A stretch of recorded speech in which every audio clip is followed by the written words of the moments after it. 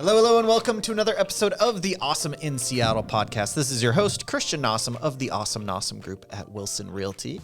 And today I am joined by...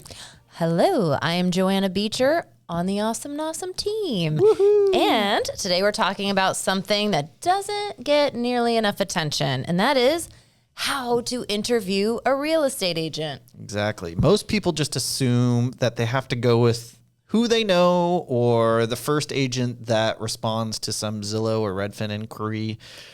But if you are buying, selling, specifically looking at condos to buy or sell, or investing, your agent and the specific agent you are hiring matters a lot. It sure does. So we're going to break it down by situation for you today. Yes. And we're going to start with number one for the buyers, right? About how to find an advocate and not just a tour guide. Yeah. All right. If you're a buyer, your agent isn't just there to unlock doors. No. They should be a strategic advisor helping you win the right house at the right price. Mm-hmm. So there's some specific questions you should always ask your agent when you are a buyer, and these are those questions. First, what are your strategies in a multiple offer situation? How are they going to handle it? How are they going to best serve you to make sure that your offer gets accepted versus the 6 others or the 3 others or the 20 others? And it could just be one other person, but and it's not always the highest price. No, so it is and not. They should help you understand that. Mm-hmm. Another one is, how is your process different from other agents? And then ask them to tell you about that. Yep. The third, how do you help me narrow down my buy box?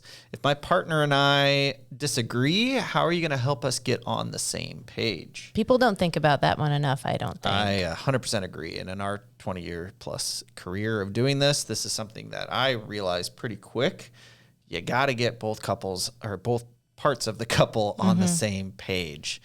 Because the faster you do, the faster they're able to kind of make a joint decision, which is what this is. This is not a one person leads the cart.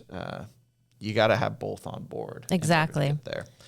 And then last, ask that agent what cities and neighborhoods they feel the most confident working in and where they most often work. Because just because they're licensed in the state of Washington doesn't mean that because they live in Spokane, but they're licensed in Washington, they can help you buy in Seattle. They technically can, but should they? Should they? Yeah. Because they probably don't understand the market in Seattle. Just like us, we're not going to help you buy something in Eastern Washington because we do not understand that market. Like, we're not going to be the best agent for you, and we'll tell you that. 100% will tell you that. But some agents are so hungry for business, they're never going to admit that they don't necessarily know the areas that you're looking in. So before maybe you start sharing where that is, you should ask them where they feel the most confident.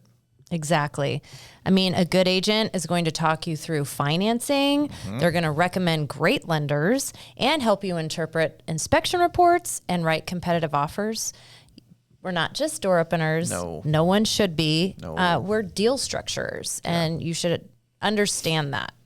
You should also find out when they're available to actually help you look at homes. Good Are idea. they available? Are they always available on the weekends? Are they available in the evenings? Are they only available 9 to 5? Do they have some other part-time job or a full-time job on the side? And this is their side gig, being a real estate agent, which that's a lot of people. And if that's okay with you, that's great. But if that's not okay with you and you want someone that can answer your questions or show you homes when new homes come on the market, you need to understand what it is you're getting into. Exactly. Yep. Okay. I think we are moving on to our next section, which is for sellers. Strategy and preparation are everything in this. Okay. Yes. So you're going to want an agent who's not just listing your house, but positioning it to sell for top dollar, right? And we've got a really great questions to ask. Yes. So some of the questions you should ask are, how do you decide on pricing strategy and timing? This is huge. This is huge, and most people do not really fully understand that. Putting a house on the market over a holiday weekend or a weekend where if it's like a house that would be geared towards maybe someone that has kids that are in school, if that school is on a break for that week, like spring break or midwinter break or something like that, and you put it on that week, you might miss out on a ton of potential buyers. So understanding these little nuances in your specific market for your specific house is a huge deal. So make sure you really understand if that agent understands these things, or if they're just like trying to get it on the market as soon as possible because they really need to make some money. So they just want you to put it on as soon as they can. Another question, what do they have to offer? Are they paying for professional photos, 3D Matterport tours, video tours? Are they doing staging? Are they doing any sort of social media? Do they make custom for sale signs like we do, which the answer is no one else really does. So they don't. No. What are they doing to help your house separate itself from the crowd? Do they have a different listing description or a different way of writing a listing description that helps? Do they add captions to photo? Like all these different things really do add up. And unless you actually know what to ask, you would never know. Are they going to make sure you get open houses in? Because not all agents do that either. Yeah. And that's a great way for people to have their properties seen, especially during, this warmer weather. You're going to get a lot more foot traffic in some areas, and making sure that people have an option to just kind of stroll in is great. Yep.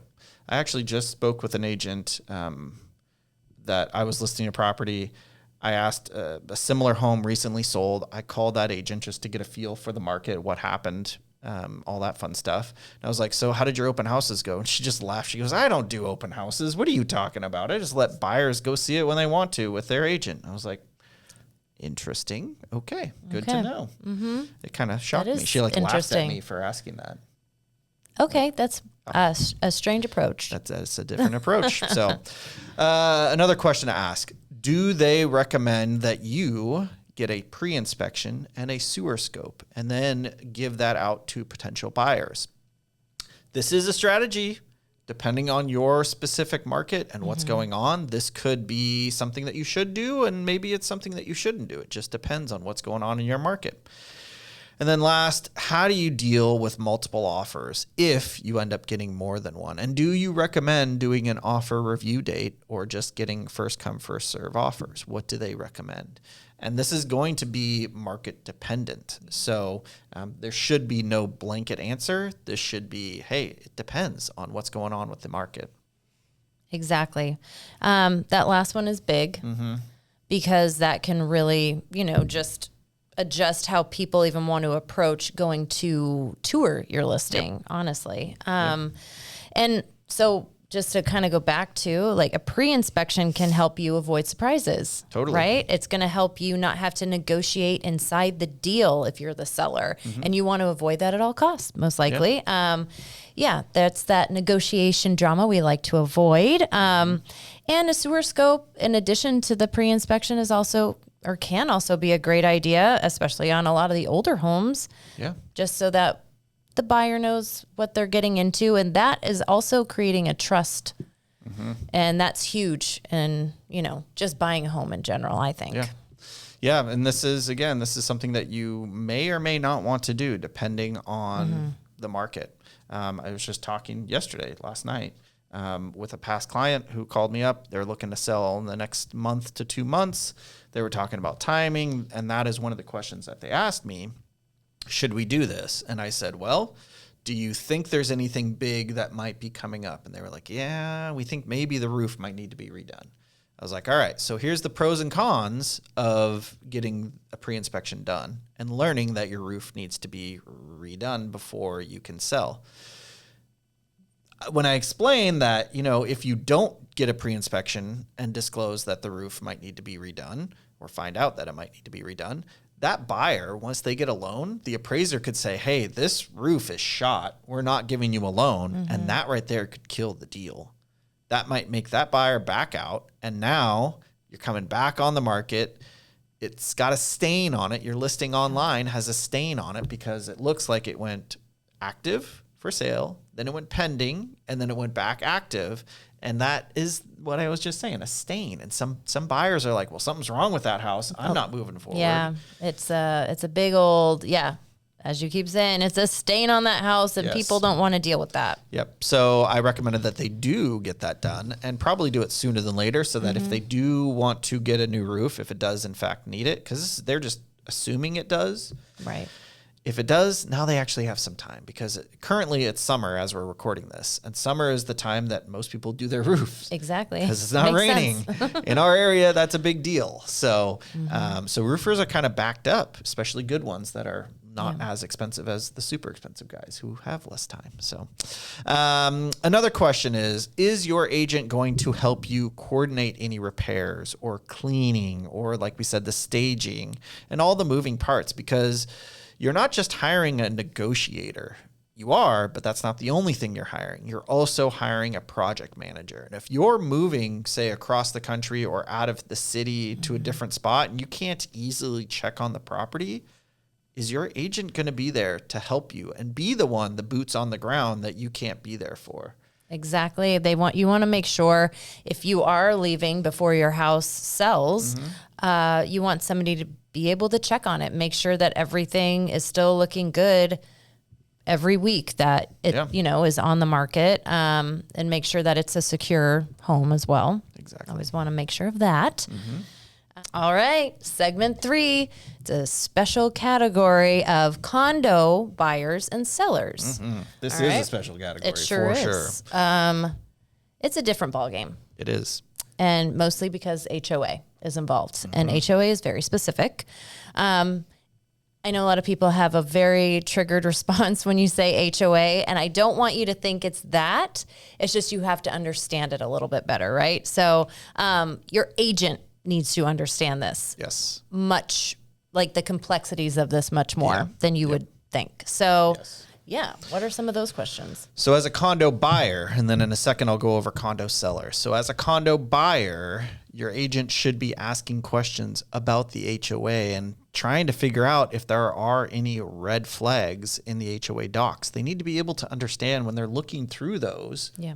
Well, first, they need to understand they need to look through those. Yeah, that's the first part. That's the first part. Then once they look through them, what are they actually looking for? Yes. And how do they spot those red flags? Another one, they need to know how to evaluate HOA reserves. They need to understand what a special assessment is, if there are any coming up, if there are current special assessments. Are those all out of pocket? Is that going to be paid by a loan that the HOA is getting? Like, there's so much complexity with this. Yep. And then another one, are they familiar with condo financing? Whether the building is FHA or VA approved, if it's on the blacklist for getting financing, which that is a newer phenomenon that we've been encountering the last couple of years. And a lot of agents have no clue about it. It's Zero shocking idea. how many don't know about it. It's kind of crazy that they don't understand. They'll be listed and they don't. They're understand. listed. Exactly. Yes. I've been running into that for the past year and a half. Yeah.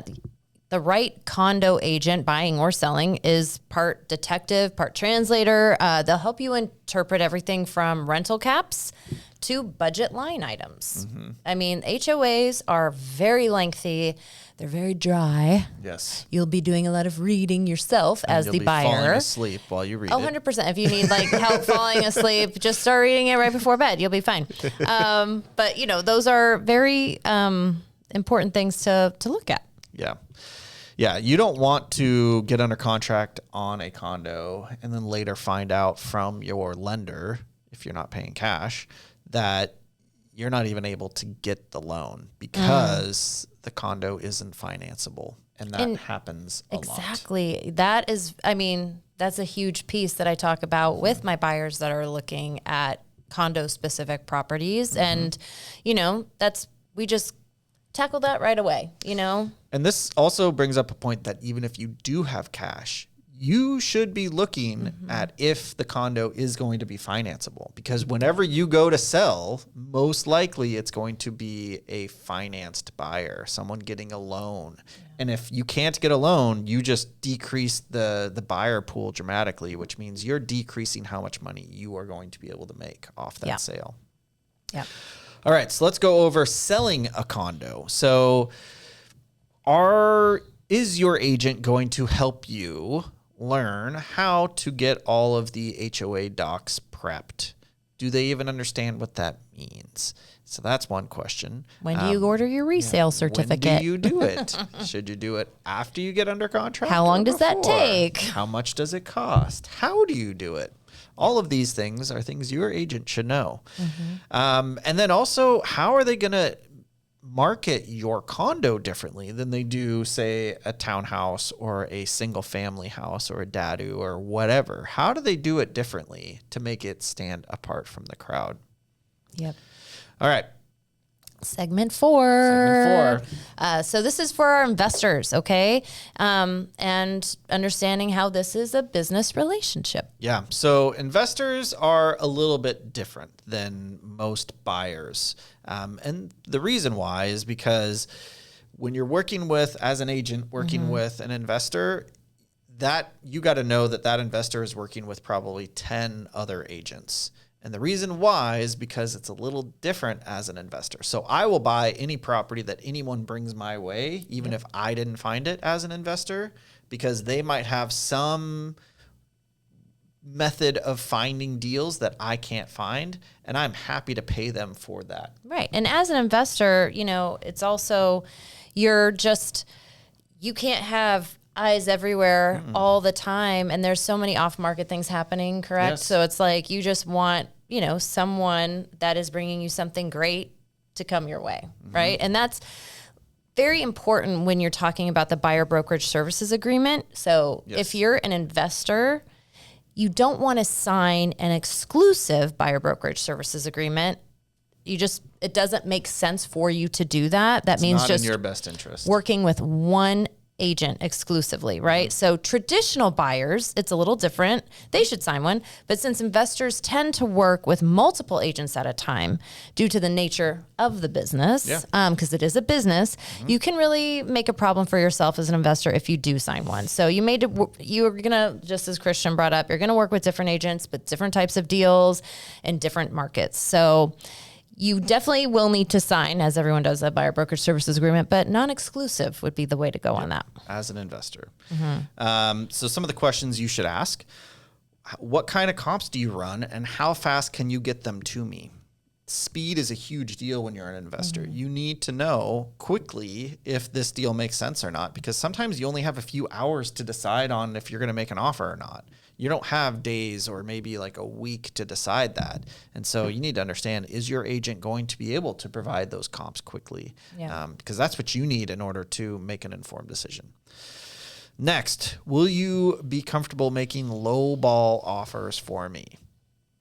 This makes some agents get real uncomfortable real quick because they're like, well, it's my reputation and I don't want to upset this other agent this seller by tarnishing my name. I can't do that. Well, then you're not the right agent for me. That's kind of how I say it. Will you do walkthroughs, take videos, or bring blue tape to a final inspection? So a lot of times investors I'm not always in town. And if I'm out of town and there's a property that you're bringing to me, I'm going to need you to go out there and do a video, either FaceTime me or do a walkthrough video, take photos, send all that to me. I'm going to need that. And then blue tape. So for instance, I have a client right now. He bought a flip. He is almost done. He's 98% done with it. And I went through, spent about an hour and a half, went through with blue tape and marked every single little imperfection throughout the entire home, whether it was a ding in the wall or they missed painting one small section of trim right by the fridge. They just missed painting that.